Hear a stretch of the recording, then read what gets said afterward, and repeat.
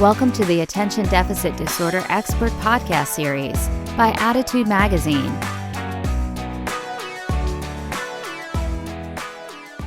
Hello, my name is Annie Rogers, and on behalf of the Attitude team, I'm so pleased to welcome you to today's ADHD Experts presentation titled Family Ties, Managing and Advocating for Your Child with ADHD in the Extended Family. And leading today's webinar, we are very pleased to welcome Janette Patterson. Janette has been a practicing therapist for the past 30 years, offering individual, couple, and family therapy in nonprofit agencies and in private practice. As a marriage and family therapist, she specializes in LD, ED, and ADHD issues, as well as anxiety disorders and addiction disorders in adolescents and adults. She's a consultant to private schools and other educational facilities and lectures and presents regularly. In addition to her work as a therapist, Janette has worked for the last 20 years in a variety of school settings as administrator, teacher, mentor to other teachers, and consultant to other schools. She currently works in private practice in Westchester, Pennsylvania, offering marriage and family therapy and DBT therapy and skills training. Today, Janette will address how we can help grandparents, aunts, uncles, cousins, all family members to really better understand ADHD and to contribute to solutions when we need them. She will address common misperceptions about ADHD, explore strategies for improving interactions with family members, suggest some advocacy skills and strategies, and help us build a toolkit that grows our support team, which everyone can use. So before I hand over the microphone to Janette, I have just a few housekeeping items to get out of the way. Those of you who are tuned into the live webinar, you may download the slides anytime by clicking on the event resources section of your webinar screen.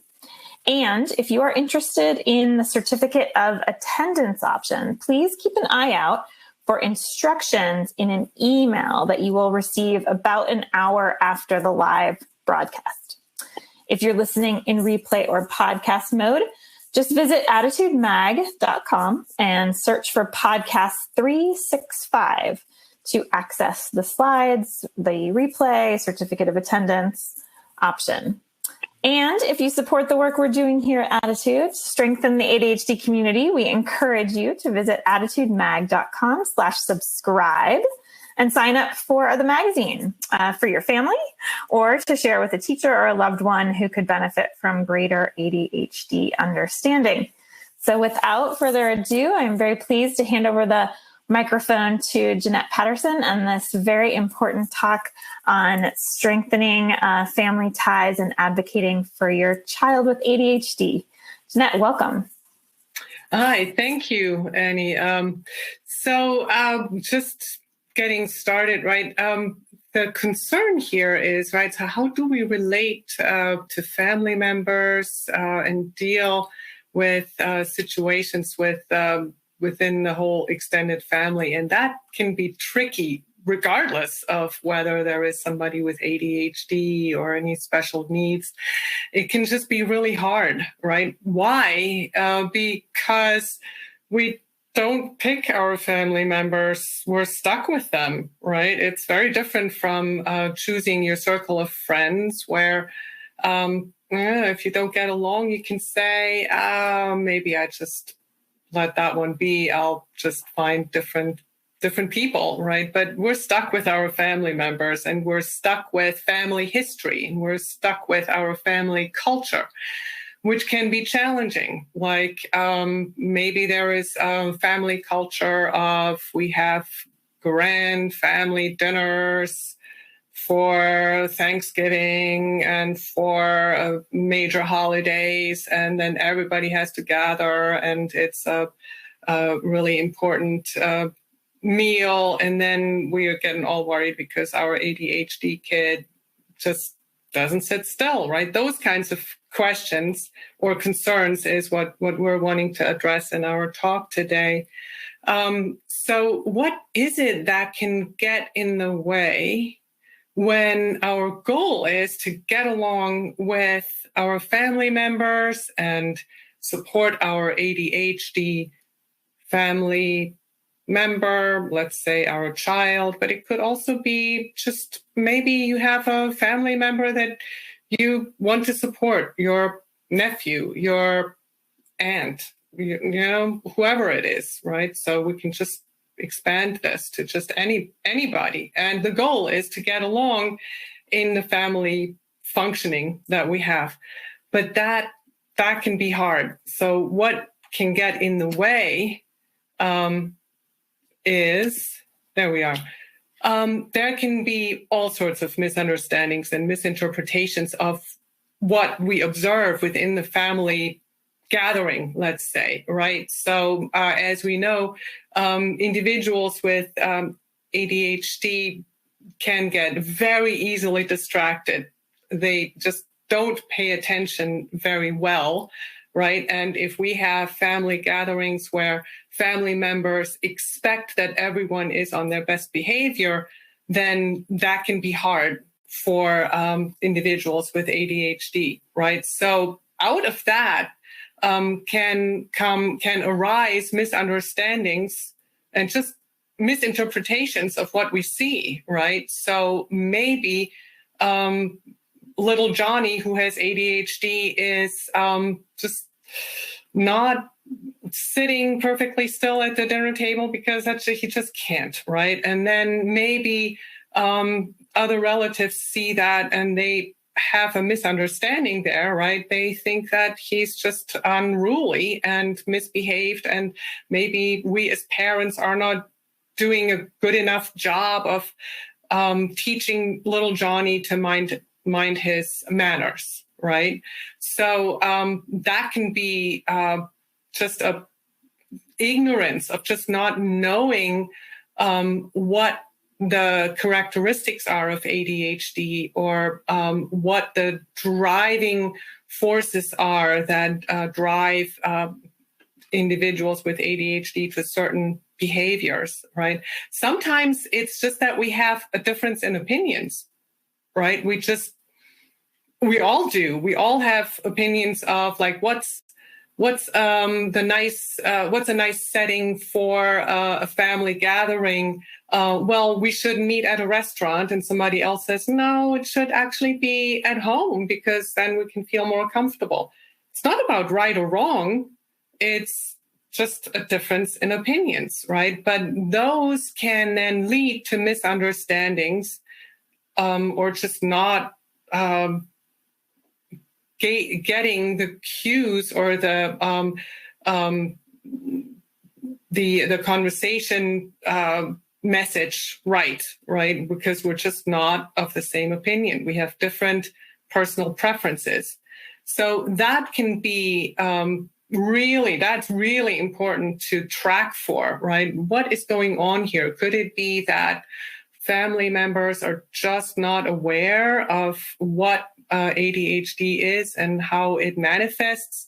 Is it that we just have a different opinion? Maybe my person just doesn't know, right? What can totally trip us up is just maybe doing something that another family member judges, right?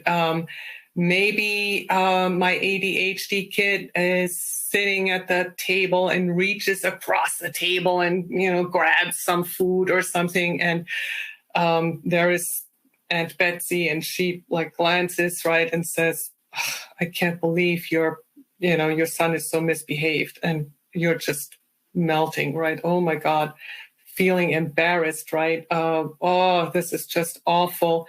That can totally get in the way of being able to handle a family gathering or a situation in the family effectively, right? So the goal is, how do we get along in the family? How can we make things better? Being judged or feeling judged, right, gets in the way. The resulting embarrassment, right, can get in the way. Our ADHD family member feeling embarrassed, making things worse for them, gets in the way. feeling ashamed, which is a theme for individuals with ADHD.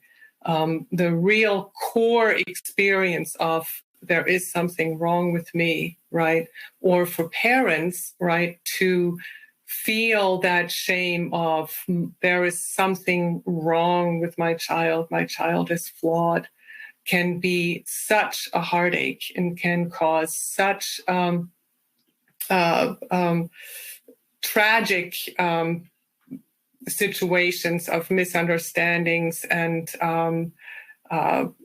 challenges in family settings. And maybe for our question and answer section, we can even address some of the examples where maybe there are some situations where you've experienced it within your family. Maybe there's a theme there where there is an extended family member, an aunt or uncle who has what I call a bad habit of shaming. How do we address that when we know that every year we gather for Thanksgiving and that's what we're expecting, that's what we have to deal with?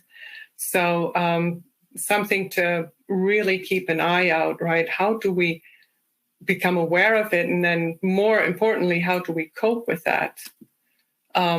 Feeling guilty, that's another big theme for individuals with ADHD, right? Is we get ourselves into trouble and we feel bad, right? Because we think we know how to do the right thing, but then we just trip ourselves up anyway, right? And then we feel bad.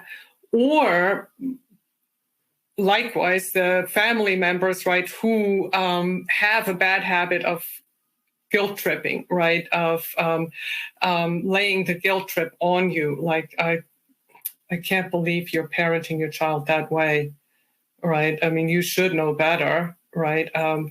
I thought I told you how to raise your child, or, whatever the message is. So looking out for that, right? And the question, how do we cope with that? What else can get in the way is the actual getting triggered, right?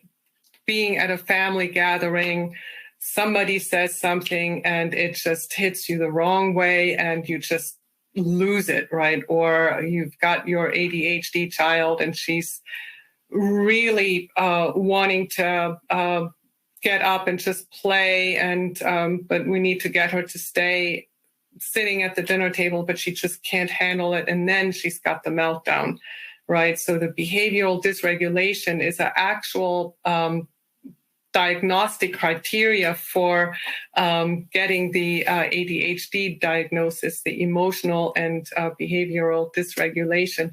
And there is the emotional dysregulation, right? Feeling overwhelmed, feeling too much of the emotion, right?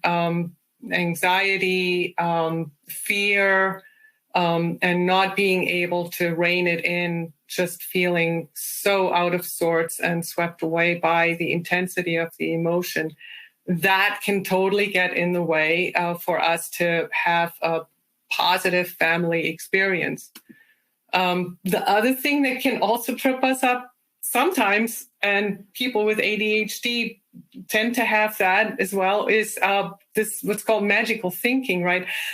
It's not that bad. It's going to just be okay. No worries. I can handle it. Yeah, maybe a touch of denial, right? And then being in the family setting, and then the whole thing unravels and we're not okay, right? So what is it that we can do when one or the other or more of these challenges happen, right? So how can we cope when something goes awry in the family setting, or how can we set it up in such a way that things can be better or can improve, right? So first of all, most important in my mind is that we practice becoming aware of what's going on. So self-awareness, maybe having conversations with your family member, your child, your partner, your sibling, whoever it is, right? Practicing becoming aware of what what is it that's going on inside of me? What are my thoughts? What are my feelings right now? What is it that's going on, right? What is it that I need to address, so that you can look for strategies? For many people, that piece is missing.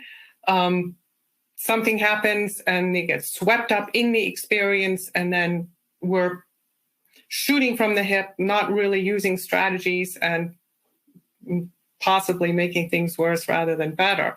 So developing a sense of awareness of what's going on is a number one strategy, which takes practice, of course, and then learning to effectively advocate for yourself or for your person with ADHD, right? How to do that. There's communication strategies, of course. What you will want to practice just fundamentally is to not take anything personally, to not take it personally when your extended family member does whatever it is that they're doing. There goes Uncle Timmy again, right? Doing this thing where he rolls his eyes and sighs and says, I can't believe this is happening again, right? Which just, is so devastating. But there goes Uncle Timmy again. I'm not taking it personal. I'm not judging it. I'm just observing what's happening here. It is something that needs to be addressed, and I might need to pull Uncle Timmy aside and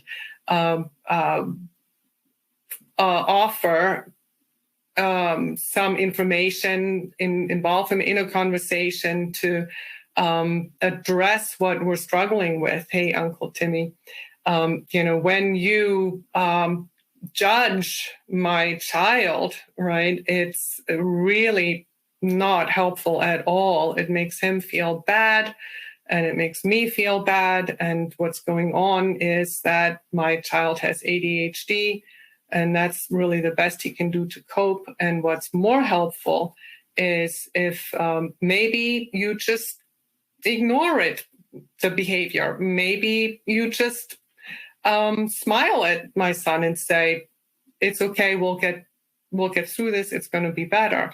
Do something else, but please don't judge my son, right? So practicing self-advocacy by recognizing this is the other person's stuff. That's not my stuff. I don't need to take that personal. I don't need to judge it. We're not judging. DBT therapy, rule number 1, right? We practice non-judgmental stance. No judging, just observing what's going on. How do we best address that, right? The goal is to get along. So what can help with communicating more effectively? How do we address concerns, right? Never address the concern in the moment when it's happening, in the heated moment when, let's say the person with ADHD is like throwing the coffee mug because they're just like done with whatever. And then Aunt Betsy says, I can't believe this is happening. This is terrible. And Uncle Timmy is like, you got to leave. I can't stand this. At that moment, it's not an opportune moment, right? We can't really have a conversation.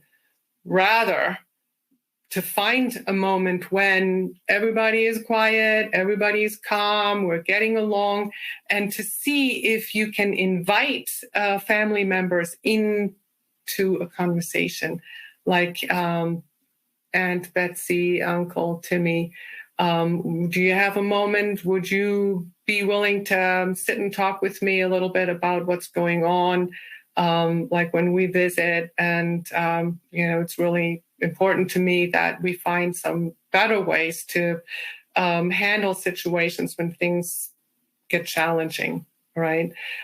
Focus on the positive focus on the goal, right? The goal is to get along. I want to be able to visit with you and have a good time. I want for my children to feel comfortable visiting with you. So the goal is to see how we can make that happen. We're not wanting to judge anybody. It's not about pointing the finger at anybody. You're to blame. It's about how we can find ways to enjoy each other's company, because we're family, right? And we didn't choose each other. We're born into the family. Here we are, and we can't help it. We love each other, right? Because we're family. How can we make it better? And to see if you can find where your family members are at. What is it that works for them? What is it that how do they experience their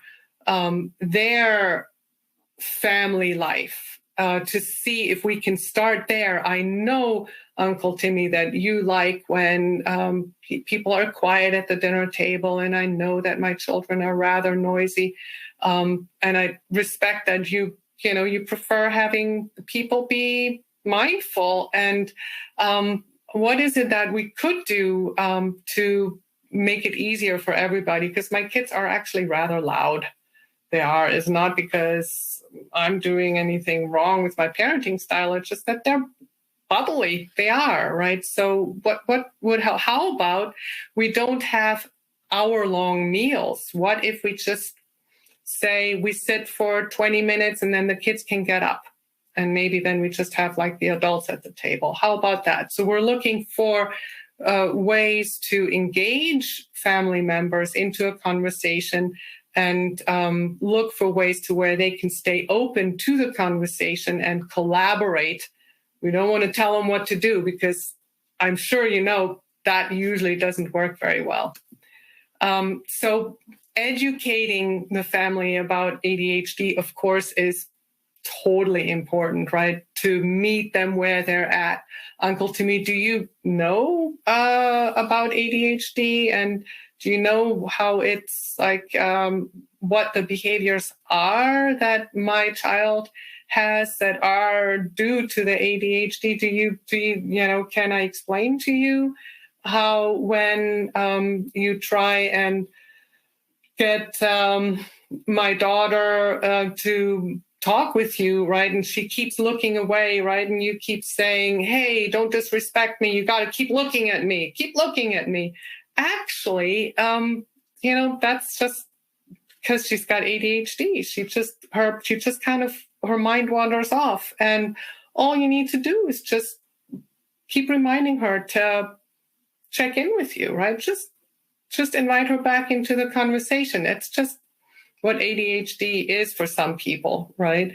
So find ways to stay positive and inviting, give concrete information. Maybe you have a pamphlet, like an explanation of what is ADHD, how do you work with people who have ADHD, right?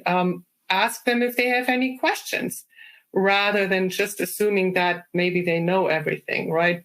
Do you know what happens after a while when you just sit for hours and hours, right? Maybe you can do that, Uncle Timmy, but somebody with ADHD probably can't do that. Can we talk about that? Right? So education is key. ADHD is a condition that you're born with, right? You don't just acquire it at some point. You're neurologically wired that way. And many people still don't know that, right? This has nothing to do with willpower. Or, if you cared enough, you would mind, right? No, this is a condition. This is how we function, right? And we need to learn how to support the person. And the person, of course, can do a lot to learn how to cope more effectively and integrate themselves into the family. But the more everyone in the family knows how what the dynamics are and how to support each other, the better, right? So, okay, but let's say all of that, right? We're doing everything we can, and then something happens, and we're getting into like a mess, right? There it goes, and we're just so upset. How can we address in the heat of the moment the dysregulation of one or the other family member? May not even be the person with ADHD. Maybe it's grandpa who, for whatever reason, like has had it, right? And he like goes off, right? Or maybe we have a family member who just, is in a tough spot situationally. Maybe they're worried about their job situation or whatnot, and we're getting into some dispute of some sort. How can we deal with that, right? So is it possible to remind each other of the goal, which is, hey, you guys, this is our family dinner. Is it possible to just take a deep breath and remember that we just want to get along? Can we put our differences aside? Is it possible to kind of set the reset button? Right? Can you find maybe somebody else in the family that can be an ally, right? Where you can say, hey, can you like help with just diffusing the situation, right? Let's see how we can work on this together. How about you take grandpa outside? Maybe you just take him for a walk, right? And then maybe we can just calm down, right? A really good strategy for expected family gatherings, like let's say Thanksgiving, right? That's coming up at some point, right?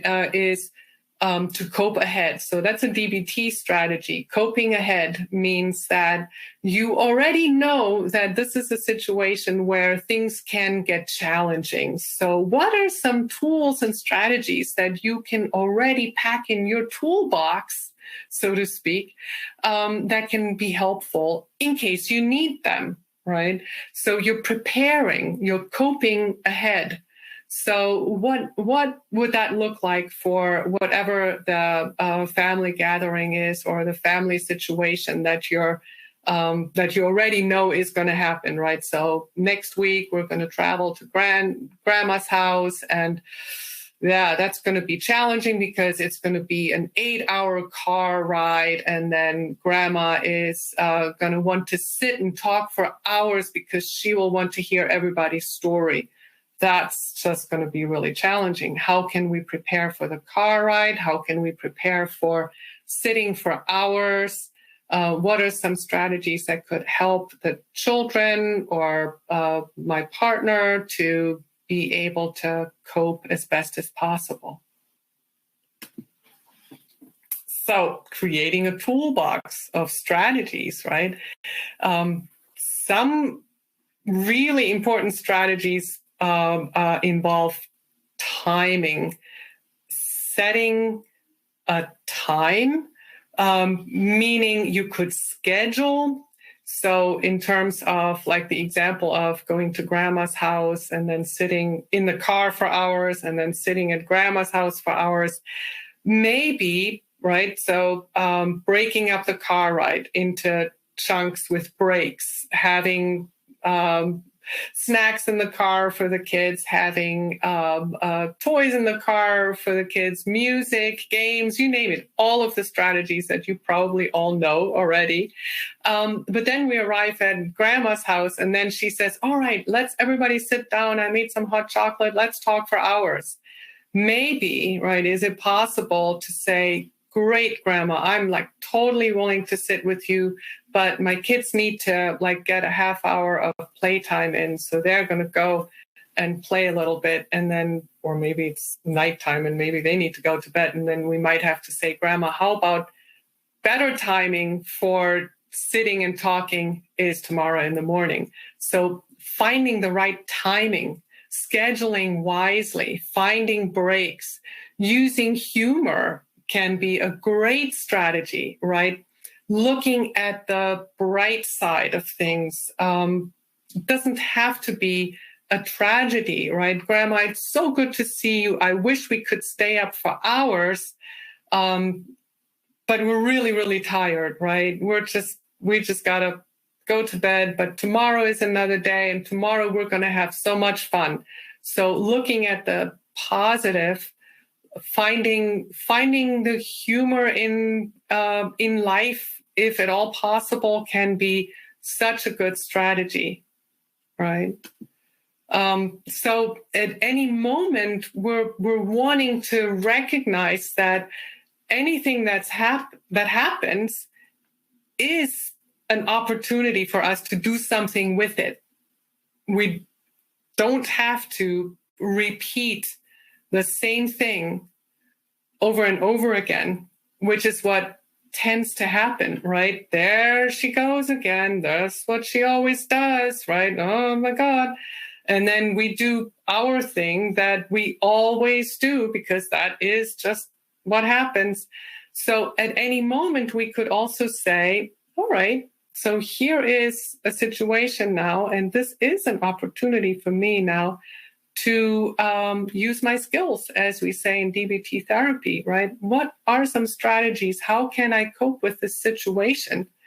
First of all, how do I make sure that I get to as much of a calm place as possible? Can I take a deep breath so that I can have a clearer mind to look for some strategies that help me cope with whatever it is that's going on, right? So practicing being mindful, right? Reminding yourself, reminding everybody in the family that, hey, we're family, right? We love each other. We mean well, even if something goes wrong. It's very likely that that person or whoever causes something did not wake up that morning thinking, how could I totally mess up today, right? That doesn't happen. Rather, stuff happens. And then we know, well, everybody is trying to do their best, but sometimes that's just something happens. So how can we now deal with this as best as possible, right?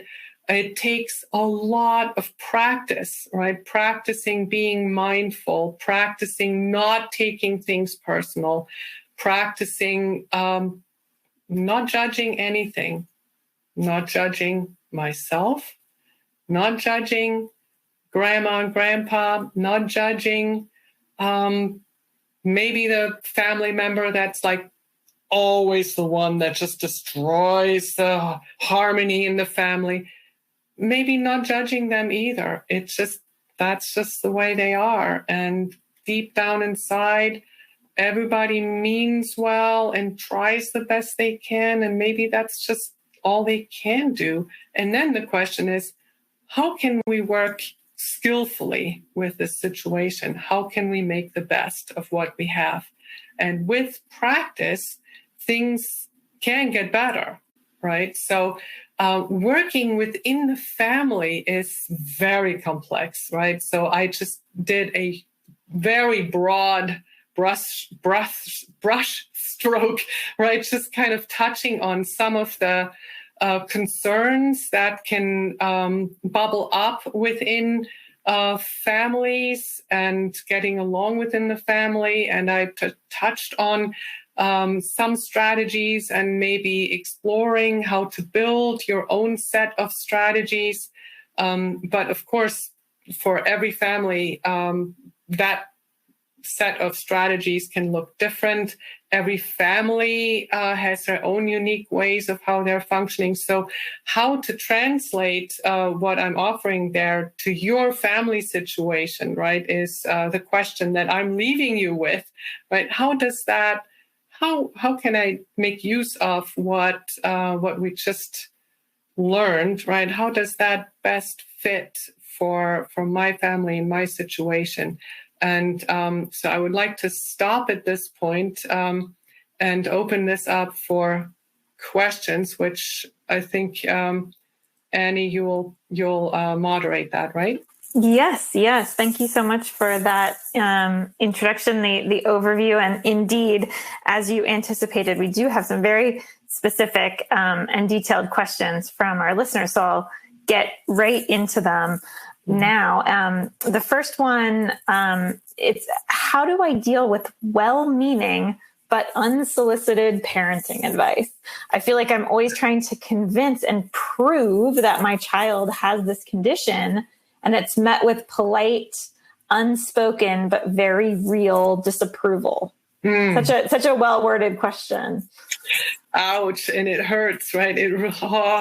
Right. So it's really, really tough, because in that moment when it happens, it's not like you can say something like, stop it, right? This is not okay with me, because it sounds like they're so well-meaning. Well, I'm just telling you, right, what would be better is if you did this or that, right? And, you're just not doing it right. And so the best I can offer there is that you find an opportune moment, not in that moment, but at some point when you can grab your parents and you pull them aside and you check in with them. Hey, mom and dad, do you have a minute? Right. And then invite them into a conversation. Right. I would like to see if you can just talk with me a little bit, because there is something I want to run by you. Stay positive. Right. So you're offering some observations, and you could even say, so I'm just sharing my observations. This is what I'm observing, is that you mean really well. I can totally tell that you love me. I'm your child, and I know you love your grandchildren. It's so clear, and I know you mean well. But in that moment when you do the thing that you do, that's actually not helpful. It's kind of setting up a situation where I can't really address my child's behavior, right? Because now you're offering some unsolicited advice, and I want to be the parent. So I would prefer if when you have some ideas, because I would really appreciate that. I really love when you help me. That's great. So we don't want to get your parents to become defensive and say, well, I'm not going to help you ever again. Right. So I love it when you help. It's just that it'd be better if you could tell me away from the kids, and then maybe we can talk about things. Would that be okay with you? Something like that. So not in the moment when it happens, not with the kids around, because that's really not what we need at all, right? But to address it with the parents, because they mean well, but it's not helpful. Right. Yeah, that makes sense. Taking it away from the emotional high point, if you will. And this is a sort of similar question, but I think it's different in an important way. Someone asks, do you have any suggestions for how to answer family members who say that we're using our kids' ADHD diagnoses as an excuse for bad behavior? Wow. Talk about judgment there, right? And misunderstanding. What do you say to family members who, judge you and have such a negative opinion of what's going on, right? So the question maybe is it possible to pull them aside and have a conversation?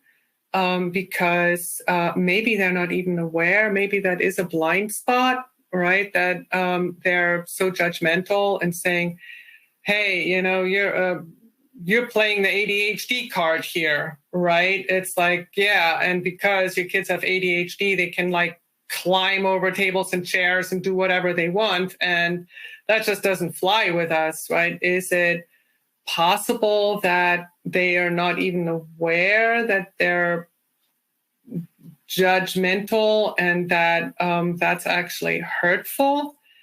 And so that might be one strategy, right? Could we have a conversation? Could you pull them aside and say, let's talk this over, because it's really hurtful to us, right? We're dealing with our kids with ADHD, and it's a ongoing journey, right? It can be challenging at times, and we're doing the best we can. So another strategy may be to just recognize that that's the way they are. Those family members that are judgmental and make these hurtful comments, that's the way they are. We don't have to take it personal.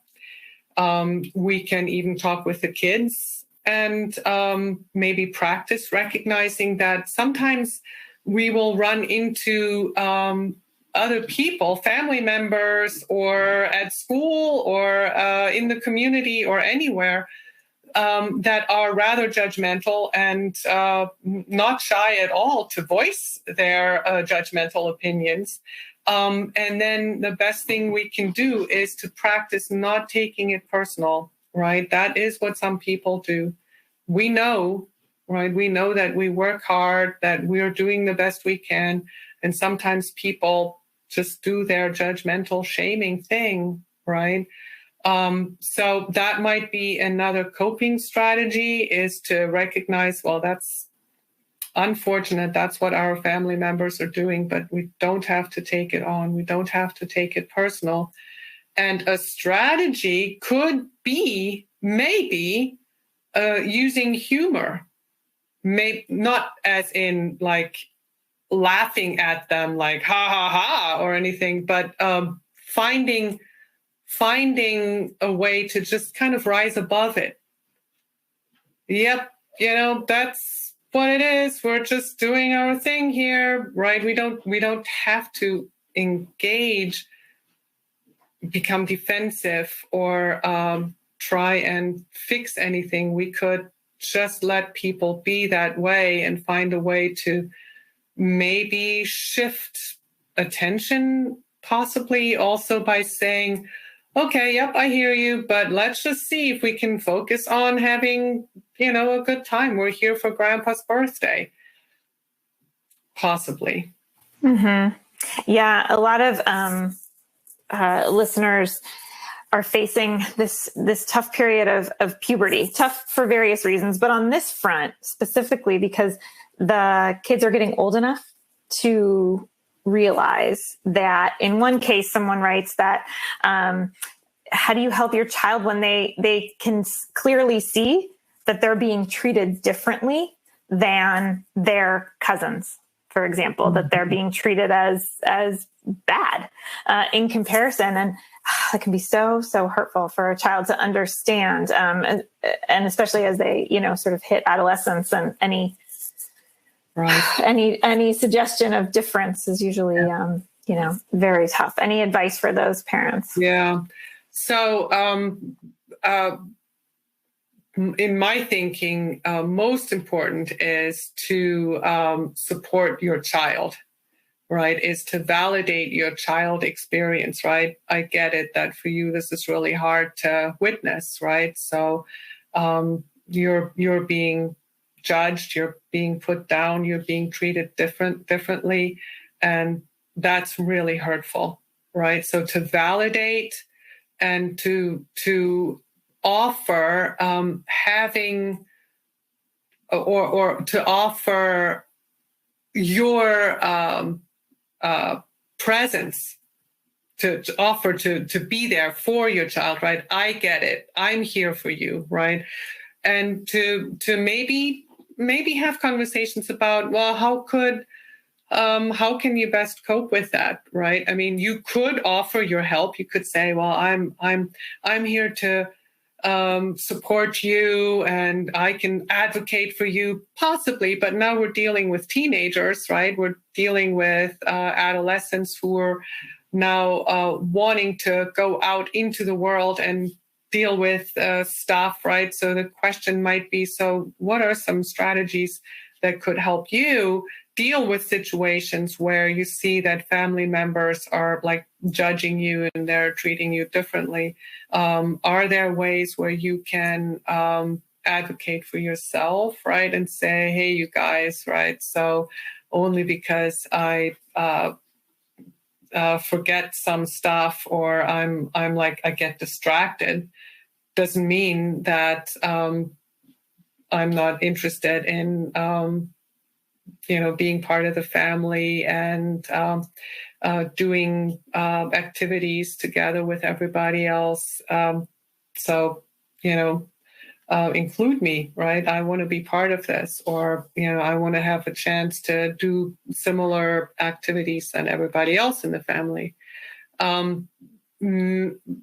It may be possible to have conversations with some family members where, if your teen says, yeah, Uncle Timmy is the one that I just can't believe. He's like always taking Bill and I don't ever get to go. And he's like just putting me down. Maybe is it possible to have a meeting with Uncle Timmy and say, this is what's happening and we want to see how to make things better, possibly, right? But it's certainly tricky, right? Because as our kids grow up and get into adolescence, there is more and more of a shift of away from the parents. So we're treading that fine line of recognizing that our kids are out there doing their thing, and how much do we still want to be involved here? At what point do we say, wow, yeah, that's tough, and let's see how you can sort this out, because this is your path now that you're on.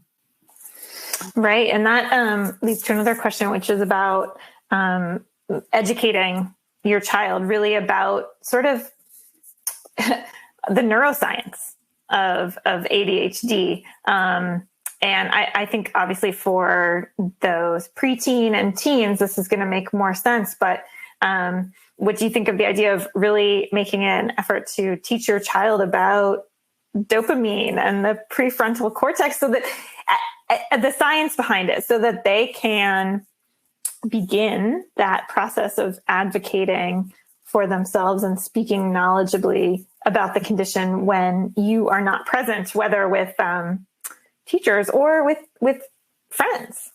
Right. So if I understand the question right, so at what age, right, do you teach your kids about the neurological neurotransmitter brain functioning role of ADHD? Like, can you teach your 6-year-old about, well, this is what's happening in your brain, right? So that you can advocate for yourself knowledgeably, right? Or do you wait until the child is older, maybe 12 or maybe 14 or something? And so what I can offer there is that to talk with kids about ADHD is always good. And to make it age appropriate, right? So can you talk with a 4-year-old about ADHD? Sure. Age appropriate, meaning you find the language that your child at age 4 can comprehend, right? And which is very different from when your child is 8 or when your child is 15, right? So a 4-year-old, right, you to try and explain how the brain is wired is not going to be helpful because a 4-year-old does not have the cognitive maturation to conceptualize the inner functionings of the brain or the body, at all. At a certain point, your child is going to be able to make more sense of that. And there are some children who are really bright and they're really interested in, like, how does the body work, right? What is this? What's going on inside, right? So if you have a child that really is into that, like, I want to, like, figure out how all about the medical thing and all of that, then go for it, right? And maybe your child is just entering elementary school, but is, like, totally fired up and is already reading, and you can look at some textbooks and with like the pictures, or look at some YouTube videos, and maybe it makes sense to them. For the most part, what I find, though, is that until your child gets to about middle school age, anything too detailed in terms of brain functioning is maybe they'll nod their heads and say, okay, yeah, well, I get that, right? But doubtful that it really resonates as in, yeah, I really understand the neurological functioning of the brain and how ADHD impacts that. Does that help? Yes, it does. Thank you. Now, this is a question, a nuance, right, of ADHD, of course, is that it is often genetic. And that means that sometimes these relatives who are struggling to interact with our children have ADHD themselves, perhaps undiagnosed or untreated. Can you offer advice to people whose family members say things like, well, I managed in life without medication, or back in my day, there was no such thing as ADHD, and how to move forward with them, encouraging them to accept new understanding of the condition? So the bottom line there is there are people who just have their opinion, right? And they say ADHD just isn't a thing, right? Or I don't have it, right? I was perfectly able to get through school, right? Accommodations, what's that, right? I managed. And it's very doubtful that you'll be able to get through to the person to get them to change their minds. So you could change your tactics altogether and look for some goals, or look for the concern that the person is bringing up, right? What do you mean your child isn't doing their homework? I didn't like doing my homework, but I did it most of the times, and I passed my classes, right? So what do you mean your kid isn't doing the homework, for example? Rather than trying to advocate and say, well, but this is what happens to kids with ADHD, and it looks like maybe you had it too, you struggled in school. You probably won't get anywhere, right? Is to maybe just shift your tactics to, well, so the concern is that it's really hard for my child to find the oomph that it takes to sit down after school and do this work. It's just hard. And maybe, is it possible? So you could then maybe feel out the person to see if they're able to relate to that. It's just really hard to, sit and do more paperwork after a whole day at school. And it could be that the person is more able to relate to that when you just take any label off altogether and you just focus on the concern. And they may be able to say, yeah, I know what you mean. I mean, I did the work, but I know what you mean. It was hard at times. Yeah, exactly. It's hard at times. And that's what we're trying to figure out, how to support our child with. So what's the goal here? Just looking at, I just want for you to understand that it's really hard for him, my child. And then the question is, how can we support him in that? And the more you can understand that and be patient, right, the better it is for all of us. Does that help? Yes. Thank you. We have a number of parents asking if you have suggested language for helping to explain ADHD to elementary age playmates, to friends who may not understand why your child is acting a certain way. Mm-hmm. Right. So finding a language to relate to, right? For so let's say preschool, kindergarten age. Now you could be playful there. So if you imagine what are kids doing at that age, like 4 and 5? So they play with toys. There's a lot of pretend play. So you could maybe come up with some analogies with like animals, right? So when you play with an old cat just kind of sits there, right? And you can pet it and it just likes to sit in the sun and purr, right? But a little kitten tends to jump around and play a lot and just like climb all over the place. And then you could compare that, right? So a child with ADHD could then say, I feel like that kitten, like that, like pretty much all the time, right? And maybe some kids feel more like a cat that can just lie in the sun, right, and just purr and feel comfortable. But for me, I feel more like a kitten, or maybe find some other analogy like that. Is that helpful? Gotcha. Yeah. Putting it into the analogy that they can actually see in their mind's eye, right? Exactly. Yeah. And so that could then be an exploration for the parent with their child, like maybe to look for, well, what is it that is in your world, right? What makes sense in your world? And let's see if we can find something that we can describe, that we can use as a descriptor. Gotcha. This next one I've struggled with myself, so I'm going to make sure to squeeze it in here.